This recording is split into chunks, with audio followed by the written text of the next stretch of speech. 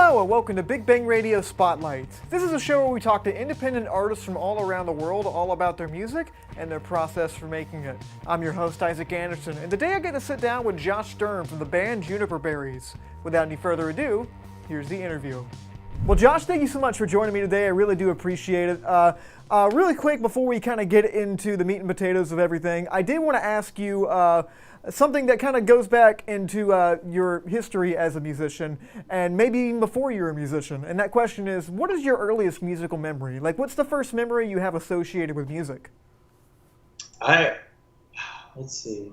Probably, I remember, so I grew up like pretty religious. And I remember going to church when I was a kid, and like there was this one musical family in the town I grew up in, and they kind of like owned the worship like group or whatever. And I remember there was one Sunday that they did like a ton of U2 covers. And so for the longest time I thought U2 were like a worship band. That's like one of my earliest musical memories is like going to church and just hearing like people play music on stage at the church, and specifically U2 for whatever reason. So like I always thought those were like worship songs for the longest time. Yeah, I think U2 is like, I don't think they make Christian music, but I have heard that too. I had somebody tell me that in the past, but that's super interesting. It makes me think of U2 in a different way. But when did you get started playing music? I know you just said you kind of grew up in a religious family. Did they get you playing in church when you were young, or like did the music, like you playing music, come from something else? It kind of came from something else. I played a little bit like when I started playing when I was like 8, and I played with like friends of mine that I had in the church. Like when I was little, I'm not really religious now. I kind of grew out of it at a certain point, I think. But it was really in like late middle school, early high school. I broke my leg when I was in 8th grade, and I had to be out of school for like 2 months or something. And I really started playing guitar then, because I just like needed something to occupy my time. But I got really into like Nirvana and Weezer and bands like that in like 8th grade, early high school. And so I really started getting serious about learning guitar. I'd kind of like noodled around for a long time, like ever since I was a little kid, because my mom is like a musician and there was always instruments around. But I really started like actually learning it on my own terms probably around 13, 14. Were you in bands before, like the Juniper Berries? I know you said you kind of played on and off with some friends and everything, but like, were you in like fully formed bands that were like playing shows and everything before you had this project? Yeah, I was in a couple bands. So I started out, I was in my first band. I was in for one day. Some friends of mine had this band in high school, and they were doing a recording session, and their guitarist couldn't make it. So I learned his parts and went and played them for their, like, I don't think it even came out or anything, but for their like little band. So that was my first experience in a band, was learning someone else's parts and recording for one day. But then I played with some people in high school, a couple different bands. I was in like an acoustic duo for a little bit. Then I was in this like kind of noise rock band in later high school and the first couple years of college. Then I was in this kind of alt country band for a second, playing bass. And then that's right around when Juniper Berries started. So yeah, I was in a couple things, but nothing as, like, it was mostly just for fun at that point. Like, I was really serious about music, but everyone else I was playing with was kind of just dipping their toes in the water, so to speak, you know? So yeah. There's been a few. The Juniper Berries. How exactly did the Juniper Berries start? Like, doing a little research on this, I know this kind of started as like your own brainchild, your own solo project, but in your own words, how exactly did this come to be? Well, it started as, so I mentioned before, I was kind of in this like punk / like noisy guitar rock band or whatever for the last little bit of high school, first bit of college. And that band broke up, and I wanted to do something that was a little more acoustic and like kind of singer-songwriter-y. So I recorded an EP for the Juniper Berries, which is now terrible. It's it's the worst. But I just kind of started recording like on a 4-track. I was home from college back at my parents' house, and I didn't have anything to do. So I just started it as like this little recording project and made an EP, put it on Bandcamp, and then when I went back to school, some people that I was friends with, started finding out about it, and then they wanted to get involved, and I was working on this album. So like the first Juniper Berries album, Don't Breathe In Through Your Mouth. So it really just kind of happened over time. I never really decided like, oh, I want this to be a solo project, but I also never was like, oh, this is a band. It was just kind of like, the way I think of it is the Juniper Berries is like, it's just a shelf for my songs so that they'll always have like a place in the world, you know? But yeah, it kind of started as a recording project and then has just kind of kept changing from that. But yeah, I would really say that it started to come into itself in like probably 2017, 2018. Where'd you come up with the name Juniper Berries? Like you could have put this under your own name. Like did Juniper Berries have like a sort of significance, or like did you just kind of want it to seem like, you know, it wasn't you, it was like more like a band kind of thing? Yeah, well, I love like I'm a big fan of the Mountain Goats, and I really like how they it's like a band name, but it's really just like one guy. I mean, now there's like John Wurster and Peter Hughes, and there's like people backing him up. But I always like that idea of like a band name, but then behind the name can be anything.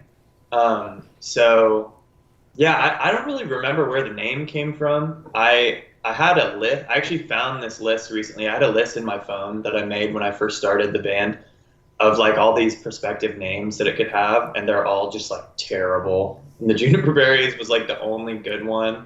So I don't know. I don't remember where the idea came from, but I started calling it that. But then I got a lot of feedbacks, people saying like, oh, this is like a great name. Like it's really catchy for some reason. So I've just kind of stuck with it. And I like it. Oh, and I keep telling people in like other interviews and stuff, people always ask, like you're asking, like, oh, what does it mean? And I always say, there's some hidden meaning in this. I don't know what it is, but it's funny because Juniper Berries, like if you've seen them, they're really small, but they look like blueberries. So a lot of people will get them confused for blueberries and eat them. And Juniper Berries are edible, but they're like really bitter and kind of gross tasting. So there's some meaning in there somewhere, I think. This idea that they're like a berry that's not sweet. So they kind of deceive you into thinking they're going to be this sweet blueberry-esque thing, but they're not. Those early EPs, just both of those, but we'll kind of include them both. I believe both of them were recorded on 4 tracks, right? Yeah, it was both 4 tracks. The Don't Breathe Through Your Mouth kind of it was like basics on a 4-track. We did guitar and drums live together on a 4-track, and then did all the overdubs digitally, like in the computer. So it's kind of a combination of the two. Okay. But well, yeah, we're definitely going for like a lo-fi, like weird experimental kind of thing, which was really fun. That record was super fun to make because it was like, you know, just like throwing every possible idea at it that we could and just trying to like cram as much stuff in there without ruining the song. So that was really fun to make. Awesome. Well, was there like a creative decision behind the 4-track, or was it just like you like recording on analog, or was it just like that was all you really had with it? I know you said that the overdubs were done digitally, but like what was the thought process behind using the 4-track? Well, we just liked how it sounded a lot, and a lot of the bands we were listening to were done on like similar machines. So I don't know. It was just kind of a way of I remember. It was a decision that me and one of the old members made. We had a lot of friends that were making this like very like digital kind of like modern like pop music or whatever, which is sick. Like I love that stuff.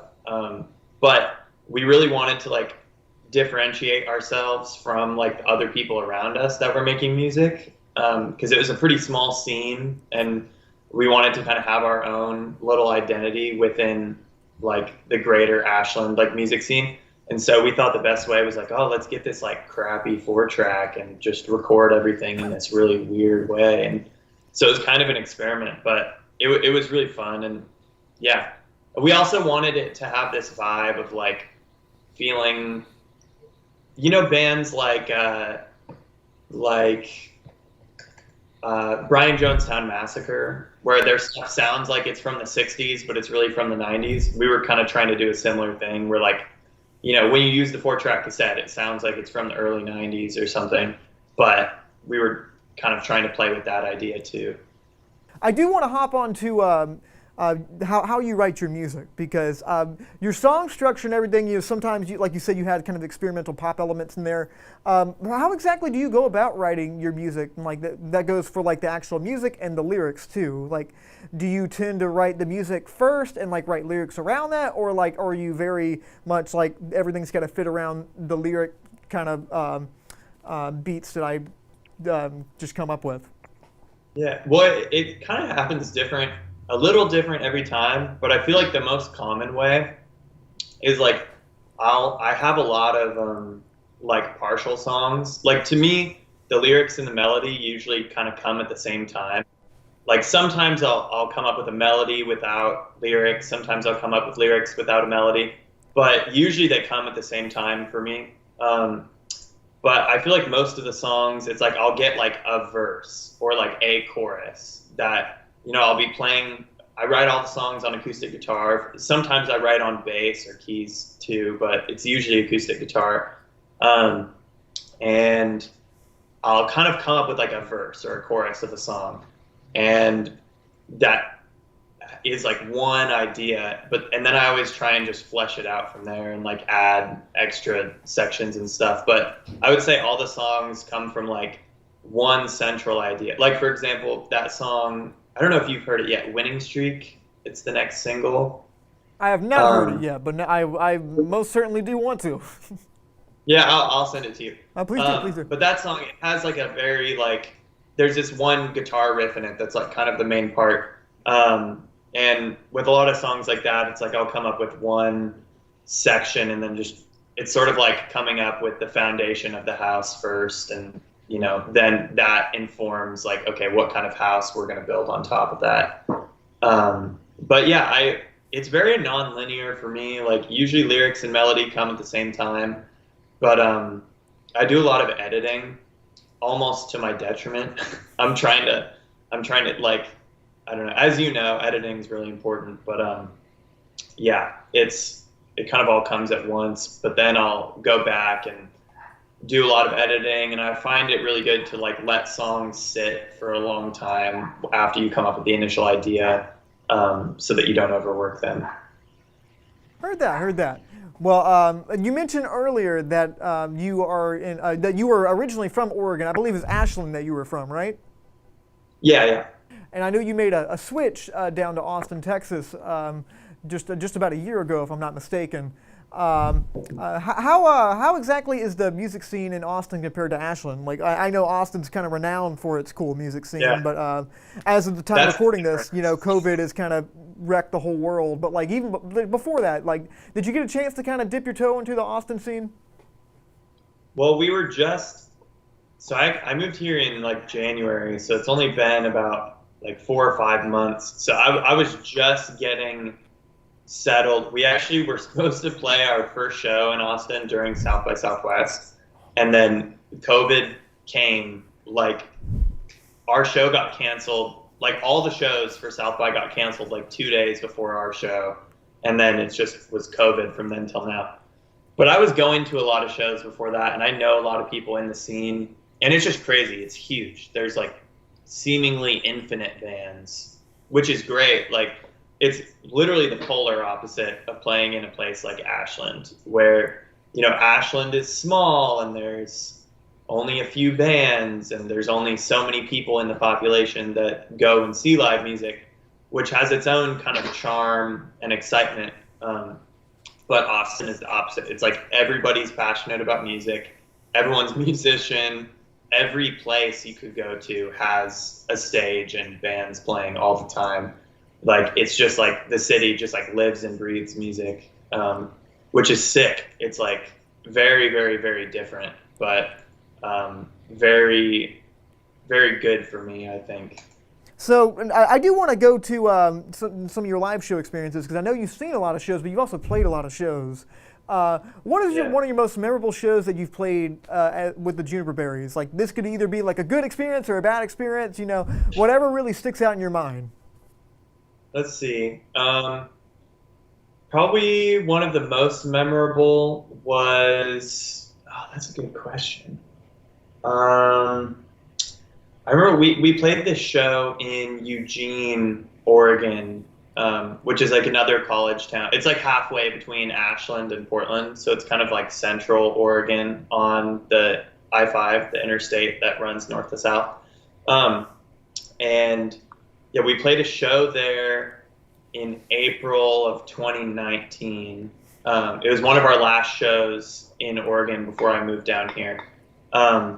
And it was that we played this house show, and it was just like a beautiful thing, because we'd been going up and playing Eugene a lot over the past couple years, and it was kind of known in the town that this would be like our last show there for a while. So a lot of people came out, and I don't know, they just have a really special music scene there, where it's like the love for music in Eugene. Like, I could see in like 10 years Eugene becoming a place like Austin or something, where their music scene is just growing like crazy. And so yeah, always playing shows there, but there was one really particular one last April that I think was my favorite.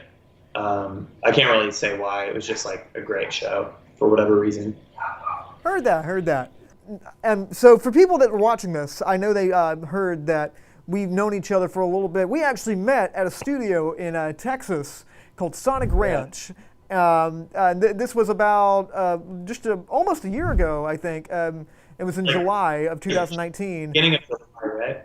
Yeah, and I was mixing something with an engineer that I absolutely loved, and I booked the time and everything. And you were it was like your first day interning down there or something like that. And you were my first session.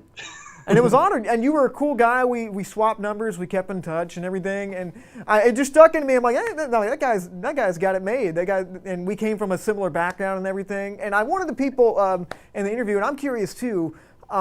What got you into the recording side of things, and also what was your experience like at Sonic Ranch, like interning there? It was, well, let's see, I'll start with the Sonic Ranch experience. The experience there was like insane. It was I was totally a fish out of water. Like, it was, you know, more like I'd been recording for a couple years, but not in a situation like that at all. And yeah, that was just crazy. I feel like I learned so much. I met so many incredible people, like made so many great connections, so many friends, like just, it was insane. It felt like a fairy tale. I was there for like 3 months, and I like to tell people I learned more in 3 months at Sonic Ranch than in 4 years of college. Like, it was just astounding. Hard to quantify, but yeah, it was just incredible. And I learned a lot about like life and everything, but also just about how professionals work in a studio. Like, that was the crazy thing, is seeing someone like Brad Cook, like how he runs a session and how he makes his decisions and how quickly he works and how efficient everything is, and just getting to kind of look at the masters and just be in their presence and like see them doing this stuff. Like, it's different when you listen to an interview with a producer or something, like with John Congleton or something, and he's like, oh yeah, well, I like to start the session with this and I like to do this and that. But then when you actually see them work in real life and you're in the room with them, it's like totally different. And that was astounding. But I really got interested in recording initially just because in Southern Oregon, where I'm from, there are not a lot of studios. and the ones that there are that we had access to were not very good. So me and some of my friends from high school just started recording out of necessity, really, because we didn't have anywhere to do it. And so it was a lot of, and that was actually, we talked about the 4-track earlier. That was one of the reasons that we started using 4-tracks, is because we were like, okay, well, we can either record using this really horrible digital interface and like a, terrible microphone that someone got for $10 on Craigslist. And it'll sound terrible, but in kind of a boring way. Or we can use a 4-track and it'll sound terrible also, but in a cool way. So it's kind of like, so yeah, that's why we started with the 4-track. But yeah, recording came to me out of necessity, but then I started, the more I got into it, just the more I loved it. And that continues to be true. Like the more recordings I do, the more I just like love it. And the better I get at it, the more I enjoy it. So yeah. You now want to go into your single, which is Give Up Your Ghost, I believe. This is the first single off an upcoming album that you have coming out. And the song, just like right off the bat, in case you haven't heard it, it comes out with this bass line, kind of like everything's kind of scooped a little bit. It's like boom, boom, boom, boom, boom, boom, boom, boom, and it's like super. I love. It makes you kind of want to like do the little bobbing thing. Yeah. What was the recording process of that like, and also what is that song generally about, like lyric wise? Well, the song is about. It's kind of about. And I'd say a lot of the songs on this new record are kind of circle this same theme. It's really about like people having, like I think we all have these certain ways that we like look at the world, and everyone has an angle on the world, like where you're from, like who your parents are, like all like everyone has their weird little their tribe, so to speak, or whatever. And I think that a lot of people go through life and assume that their way is the best way, and that song is kind of just supposed to say like maybe it's not, maybe no one knows anything and the world is just chaotic. So that's really kind of what the song is getting at. The recording process was, we recorded the whole record live, obviously except for like vocals, and there's some like little parts that were overdubbed and stuff, but the basics were all live. And we set up, I used to work when I was in college in Ashland, I was working at a public access television studio, and we had this big live room, Studio A in there, and we, during winter break, my senior year of college, we went in there, brought all the gear that we each individually had in the band, borrowed a ton of gear from everyone, just brought everything we could into that space, and set up for like 3 or 4 days in there and just tracked everything live off the floor. And yeah, that's what the recording process for that was like. And then I took the tracks back home and started mixing them and doing some overdubs and stuff.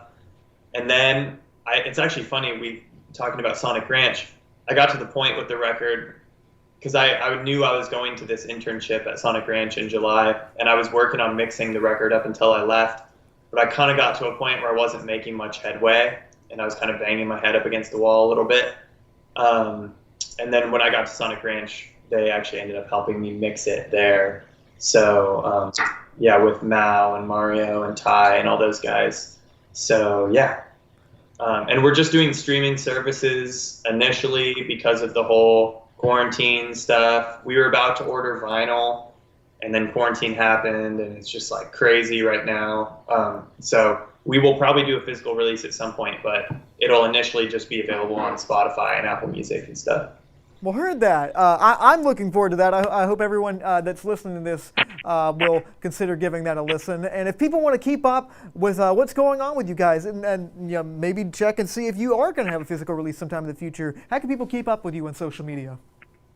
Instagram at the Juniper Berries, Facebook the Juniper Berries. I would say Instagram's the best way though. We have a YouTube channel and all that stuff too, but yeah, I would say just follow us on Instagram.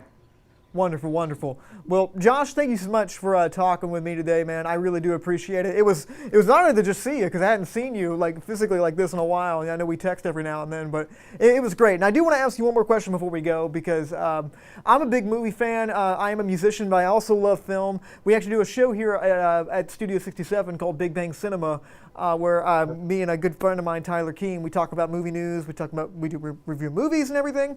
And I feel like artists of all walks of life are all connected to film in some sort of way because it combines music, like visual art, like the performance art. It combines all these things. So I feel like everyone's got a little soft spot for that, especially in the music world. And I want to ask you before we end, what is your favorite movie? Ooh, I think it's Catch Me If You Can. Oh, okay. Yeah. I recently came to the conclusion that is my favorite. It has a lot of. I love Leonardo DiCaprio. I love the '60s. I love crime movies. It's great. Love Tom Hanks. Wonderful movie. I think it has like some of the best dialogue ever. Thanks to Josh from Juniper Berries for sitting down with me and talking all about his music. If you want to see more interviews just like this, you can go to facebook.com/Studio67NCC, youtube.com/NashComCollege, or you can find us on Instagram at Studio67NCC. Thank you all for watching. I'm Isaac Anderson, and until next time, stay lovely.